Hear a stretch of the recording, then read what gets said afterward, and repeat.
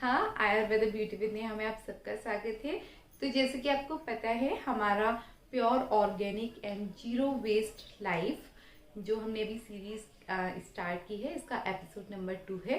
इसमें आज हम लोग कवर करेंगे पॉलीथीन या फिर ये जो प्लास्टिक निकल रहा है, इसका हम इसे कैसे अपनी लाइफ में, जब ये आ ही जाता है, आप कुछ भी कीजिए, सबसे पहला है कि जो इतना ज़्यादा पॉलीथीन हम वन यूज़ पॉलीथीन यूज़ कर रहे हैं। आप देख ही रहे हैं कि हर चीज़ के साथ पॉलीथीन आ जाता है। इवन आप ऑनलाइन भी कोई सामान मंगा रहे हैं तो उसके साथ भी बहुत सारा पॉलीथीन आपके घर पर इकट्ठा हो जाता है। या फिर होता है डे टू डे लाइफ की कुछ ऐसी बहुत सारी चीज़ें होती हैं, जैसे आप सब्जी लेने गए या फिर कोई छोटा मोटा ऐसा सामान लेकर आए, मेडिकल स्टोर से कुछ लेकर आए, तो वहाँ पर भी आपको पॉलीथीन देखने को मिल जाता है। बहुत सारे स्टेट में पॉलीथीन को कम्प्लीटली बैन कर दिया गया है गवर्नमेंट की तरफ से, लेकिन अभी भी आप देखेंगे कि रूटीन में पॉलीथीन काफ़ी ज़्यादा घूम रहा है। एंड पॉलीथीन को गवर्नमेंट की तरफ से कम्प्लीटली बैन करना चाहिए, ये बहुत ही अच्छी बात है, लेकिन नहीं हो पा रहा है, तो उसके लिए हमें खुद भी कोशिश करनी चाहिए। जो भी पॉलीथीन हमारे घर पर आ रहा है, हम उसका क्या कर सकते हैं। तो फर्स्ट नंबर कि पॉलीथीन घर पर कम से कम आए या फिर जनरल यूज़ में कम आए।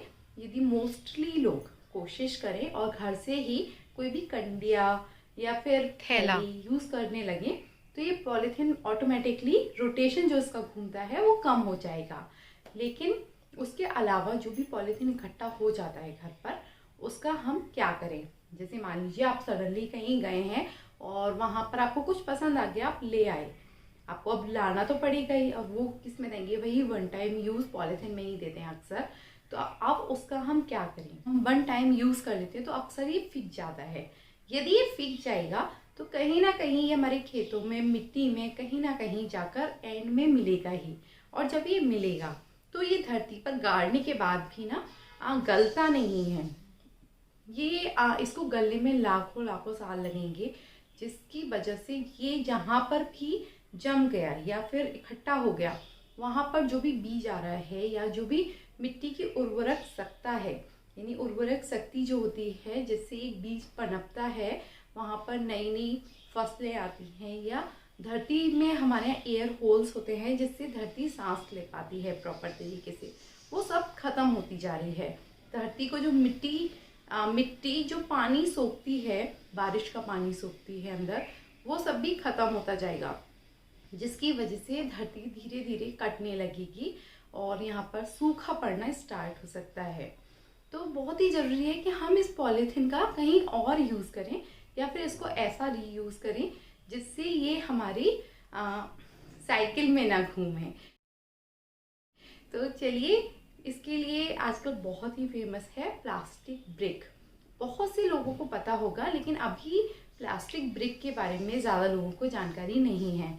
तो आज हम जो कवर करेंगे वो यही है कि घर पे जो पॉलीथीन आ रहा है या फिर एक्स्ट्रा प्लास्टिक आ रहा है, जिसे बस हम एक टाइम या 2 टाइम यूज़ करते हैं और फिर वो वेस्ट हो जाता है, इससे हम प्लास्टिक ब्रिक बनाएंगे। इन ब्रिक का हम क्या कर सकते हैं, इन ब्रिक को आप बिल्डिंग बनाने के काम में ले सकते हैं, या फिर बहुत सारी कंपनीज अब इन प्लास्टिक ब्रिक्स को खरीदने भी लगी हैं। उसी के साथ ही साथ आप इससे तरह तरह की DIY भी क्रिएट कर सकते हैं, जिन्हें हम आगे के एपिसोड्स में कवर करेंगे। तो चलिए, आज हम देखेंगे प्लास्टिक ब्रिक बनाना। प्लास्टिक ब्रिक तैयार करना बहुत ज़्यादा आसान है। इसे आप तरह तरह की DIY में यूज़ कर पाएंगे एंड ये काफ़ी ज़्यादा यूज़फुल होगी। उसी के साथ नेचर को भी बचाएगा एंड आपके घर के लिए फ्री में कई सारे प्रोडक्ट आप जल्दी जल्दी तैयार कर पाया करेंगे यदि आप एक बार इसे सीख लेंगे बनाना। बहुत ही आसान है। क्या करना है, जो भी पॉलीथीन आपके घर पर आ रही है, आप उसे कहीं भी एक जगह पहले इकट्ठा करते रहें।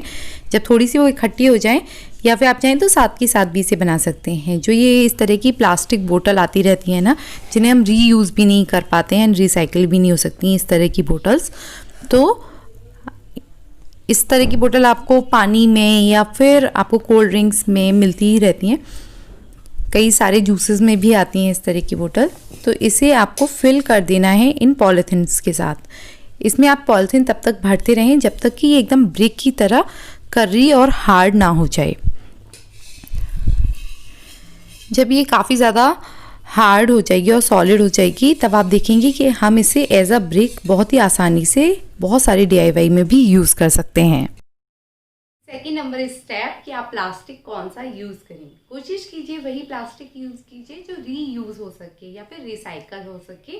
तो रिसाइकेबल प्लास्टिक पर ना हमेशा हर प्लास्टिक पर एक नंबर पड़ा होता है, तो इसमें से आप कोशिश करना है आपको कि आप 2, 4 और 5 नंबर का ही प्लास्टिक लें, क्योंकि ये जो प्लास्टिक होते हैं ये रिसाइकेबल होते हैं। इसी के साथ आप उन कंपनीज को प्रेफर कर सकते हैं जो कि ज़्यादा रिसाइकिल करती हैं प्लास्टिक को, यानी जैसे कि हमारा ये वाला ब्रांड है मामा अर्थ। हमेशा एक प्लास्टिक पॉजिटिव ब्रांड रहा है, जो कि जितना भी प्लास्टिक जनरेट करता है उससे भी ज़्यादा प्लास्टिक को वो रिसाइकिल करता है, यानी ये हमारे नेचर के लिए भी बहुत ही ज़्यादा सेफ है। तो चलिए, इसके जो प्रोडक्ट है ये बहुत ही ज़्यादा अच्छे होते हैं एंड केमिकल फ्री हैं, सिलिकॉन एंड पैराबेन फ्री हैं, बच्चों के लिए बहुत ही अच्छे हैं। ये इंडियन पेरेंट्स ने बनाए हैं उनकी स्किन को ध्यान में रखते हुए।